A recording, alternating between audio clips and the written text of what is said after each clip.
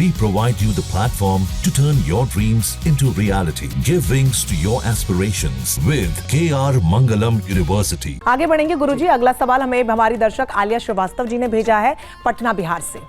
Sir नमस्ते, मेरा नाम आलिया श्रीवास्तव है। मेरी जन्म तिथि 10/12/1999 है।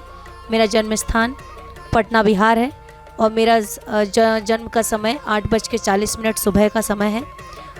क्या मेरी नौकरी पुलिस में लगेगी? मेरा यही सवाल है क्योंकि मैंने बहुत तैयारी कर ली, अभी तक मेरी नौकरी नहीं लगी है। आलिया, आपका जन्म मकर लग्न में हुआ है और लग्न में आपका केतु और मंगल बैठा हुआ है। तो कहते हैं कि 1, 4, 7, 10 में अगर मंगल बैठा हो तो व्यक्ति को सरकारी नौकरी, उच्च पद प्राप्त होता है और ख़ास तौर से उसको पुलिस या सेना में नौकरी लगती है। वहीं आपका चौथे भाव में गुरु और शनि है, 7वें भाव में कर्क राशि का राहु है, तुला राशि का शुक्र 10वें भाव में बैठा हुआ है जो विस्तार कराता है, वृश्चिक राशि का सूर्य और बुध एकादश भाव में बैठा है, धनु राशि का चंद्रमा द्वादश भाव में विराजमान है। तो देखा जाए तो जो ग्रहों की पोजीशन है बहुत अच्छी है। एक तो आपको पुलिस की नौकरी या सेना में जाने का प्रबल योग बन रहा है। वर्तमान में जो आपका समय चल रहा है 1 फरवरी 2025 से लेकर के 1 जुलाई 2026 तक का चंद्रमा की महादशा में बुध का अंतर चल रहा है। यह कालखंड आपके लिए नौकरी के लिए बहुत ही अच्छा है। इसमें अगर आप नौकरी के लिए परीक्षा दे रही हैं, प्रतियोगी परीक्षा का, जिसमें आपका काल आ सकता है, आपका सिलेक्शन हो सकता है, तो समय आपका अनुकूल लिए हुए है। आपका एकाग्रता बढ़े, कोई दिक्कत न हो, इसके लिए आपको क्या करना है कि भगवान भोलेनाथ की आराधना करें, ओम नमः शिवाय मंत्र का जप करें, अच्छा रहेगा आपके लिए। बिल्कुल, इन्हीं शुभकामनाओं के साथ कि आलिया जी की इस उपाय के साथ जल्द ही नौकरी लगेगी। आगे बढ़ेंगे। अगले हमारे दर्शक हैं रमेश चौधरी जी, जिन्होंने बागपत उत्तर प्रदेश से अपना सवाल भेजा है। प्रणाम गुरुजी, मेरा नाम रमेश चौधरी है। मेरी जन्म तिथि 6 अगस्त 2002 है। मेरा जन्म समय शाम के 5 बजे है। मेरा जन्म स्थान बागपत उत्तर प्रदेश है। मेरा सवाल आपसे ये है, क्या मेरा सिलेक्शन एयरफोर्स में होगा और मेरा भाग्य कैसा रहेगा? रमेश जी, जो आपका जन्म है धनु लग्न में हुआ है। धनु लग्न का स्वामी होते हैं देवगुरु बृहस्पति। तो इस तरह के जातक बड़े अच्छे होते हैं, देखने में सुंदर और स्मार्ट होते हैं। आपका वृष राशि का राहु 6ठे भाव में जो शत्रुहंता योग बनाता है, मिथुन राशि का चंद्रमा और शनि 7वें भाव में बैठा हुआ है, कर्क राशि का मंगल और गुरु सूर्य 8वें भाव में बैठा हुआ है, सिंह राशि का बुध 9वें भाव में बैठा जो व्यक्ति को बहुत भाग्यशाली बनाता है, कन्या राशि का शुक्र नीच का होकर के 10वें भाव में, वृश्चिक राशि का केतु द्वादश भाव में विराजमान है। वर्तमान में जो आपका समय चल रहा है शनि की महादशा में केतु का अंतर चल रहा है जो 1 अप्रैल 2025 से लेकर के 9 जून 2026 तक है। यह कालखंड आपके नौकरी के लिए बहुत ही अच्छा अनुकूलता लिए हुए है। इसमें आपका भाग्योदय होगा और भाग्योदय के लिए जो बेस्ट समय है आपका 27वें वर्ष में होगा और उत्तरोत्तर आप प्रगति करेंगे।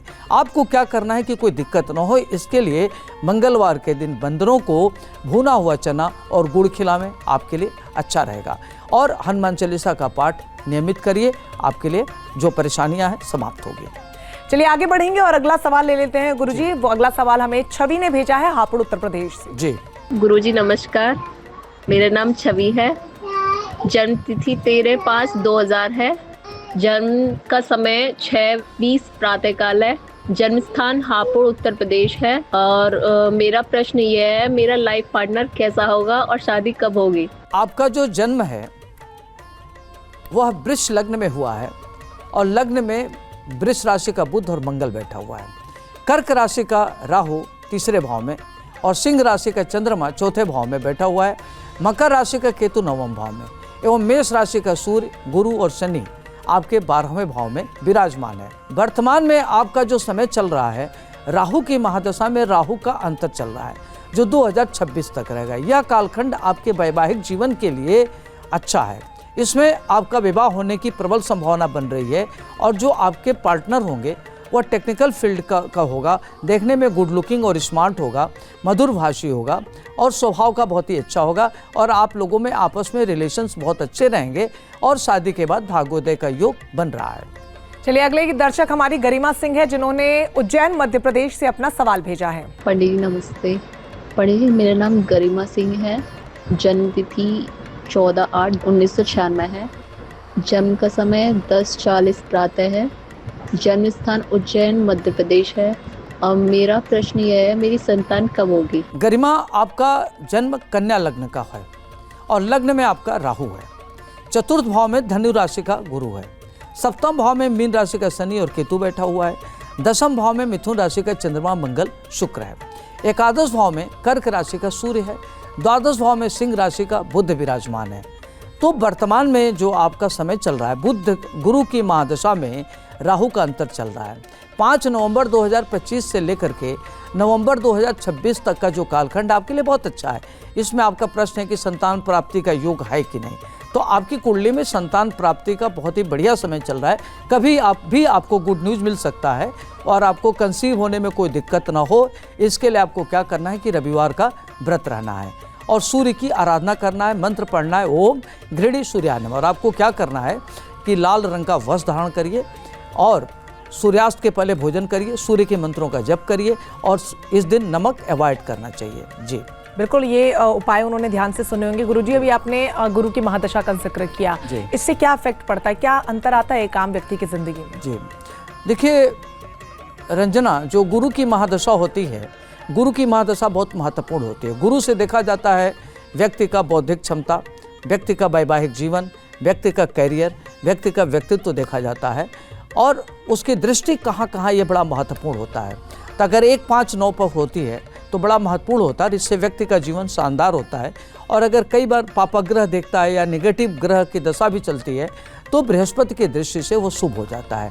तो इसलिए बृहस्पति की दशा दृष्टि बड़ी शुभ मानी जाती है, उसकी दृष्टि अमृत जिससे मानी जाती है। जी चलिए गुरुजी, आगे बढ़ेंगे। गौरव नेगी जी ने अपना अगला सवाल हमें बागेश्वर उत्तराखंड से भेजा है। जी गुरुजी प्रणाम, मेरा नाम गौरव नेगी है। 15 जून 2001 को मेरा जन्म हुआ है। मैं बागेश्वर उत्तराखंड का रहने वाला हूँ। मेरे जन्म का समय रात के 9 बजे का है। मेरा सवाल आपसे ये है कि मेरी व्यापारिक स्थिति कैसी रहेगी और इसे अच्छा करने के लिए मैं और क्या करूं?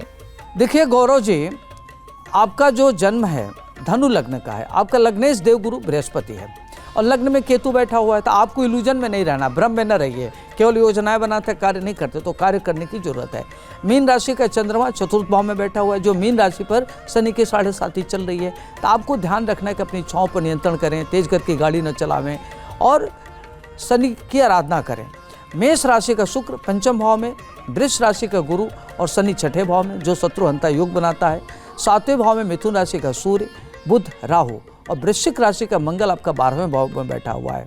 तो देखा जाए तो वर्तमान में जो आपकी कुंडली में ग्रहों की दशा चल रही है, शुक्र है। दैत्य गुरु शुक्राचार्य की महादशा में शुक्र का अंतर चल रहा है, जो बहुत महत्वपूर्ण है और 1 अगस्त 2027 तक चलेगा, जो व्यापारिक दृष्टिकोण से बहुत अच्छा है। इसमें आपका एक तो दाम्पत्य जीवन बहुत अच्छा होगा, जिंदगी बड़ी अच्छी चलेगी, लग्जरी वाली लाइफ होगी, पत्नी का सुख मिलेगा, व्यापार बहुत अच्छा होगा। और आपको क्या करना है कि आपके धन धान की कमी न हो। शुक्रवार के दिन श्री सूक्त का पाठ करने से आपकी माली हालत अच्छी होगी, व्यापार की स्थिति अच्छी होगी और आपका रोग और शत्रु परास्त होंगे। बिल्कुल गुरुजी, आपने सरल शब्दों में दर्शकों के जो जवाब थे उनके हल बताए, उपाय बताए, सभी प्रश्नों के उत्तर दिए और उनका मार्गदर्शन भी आपने किया। आपने जो उपाय बताए हैं वो आसान है, लेकिन उनका असर जीवन की दिशा पूरी तरीके से बदल सकता है और ये हमारे दर्शकों को शायद पता है, इसलिए गुरुजी वो अपने सवाल भी भेज रहे हैं। अब जल्दी से, जो शुरुआत में मैंने आपको कहा था कि मेरा एक सवाल बच गया है, उसका जवाब आप दे दीजिए, जिसकी चर्चा हम कार्यक्रम की शुरुआत में कर ही रहे थे गुरुजी। उसी से जुड़ा प्रश्न ये है कि बहुत से लोग जो हैं वो घर के मेन डोर, यानी कि जो दरवाजा अपना होता है घर का, वहीं पर ही अपने जूते उतार देते हैं और फिर अंदर आ जाते हैं। अक्सर मैं भी पर्सनली गुरुजी ऐसा करती हूँ। ऐसे में पूरे परिवार के जूते चप्पल मुख्य दरवाजे पर पड़े रहते हैं। तो क्या हम लोग जो ये सब कर रहे हैं, क्या ये शुभ है या अशुभ है? जी देखिए रंजना, वास्तुशास्त्र की दृष्टिकोण से जूते चप्पल को हमेशा सूर्य को मुख्य द्वार पर नहीं रखना चाहिए, क्योंकि यह सेहत के दृष्टिकोण से, नकारात्मक ऊर्जा के दृष्टिकोण से ठीक नहीं है, क्योंकि इससे घर में नकारात्मक ऊर्जा फैल जाती है और घर में कलह होता है। देखते होंगे घरों में विवाद होता है, आपस में रिश्ते बहुत अच्छे नहीं होते और ऐसा करने से आपकी घर की जो माता लक्ष्मी हैं वह नाराज हो जाती हैं, अप्रसन्न हो जाती हैं। ऐसे परिस्थिति में आपको आर्थिक नुकसान का सामना करना पड़ता है। तो मुख्य द्वार पर कभी भी सूर्य नहीं रखना चाहिए और करीब करीब इससे जो दूरी होती है 3 फीट की होनी चाहिए। और अगर आपके घर के मुख्य द्वार के पास सीढ़ी है तो उसके नीचे सूर्य नहीं रखें, नहीं तो वह घर के लिए ठीक नहीं है, उससे नकारात्मक ऊर्जा फैलती है।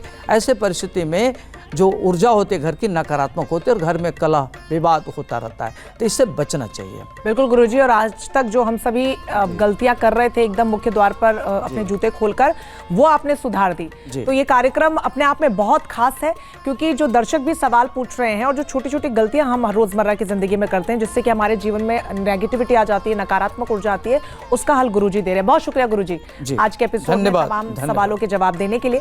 तो आज के कार्यक्रम में बस इतना ही। आप भी लग गुरु से सवाल पूछ सकते हैं। आपको बस कुछ नहीं करना है, अपना नाम भेजना है, जन्मतिथि जन्म स्थान के साथ भेजना है अपना सवाल, ऑडियो क्लिप बनाइए और हमें हमारे इस व्हाट्सएप नंबर पर भेज दीजिए। नंबर है 9355010002। इस पर आप अपने ऑडियो क्लिप को व्हाट्सएप करें और गुरुजी आपकी हर समस्या का समाधान आपको बताएंगे।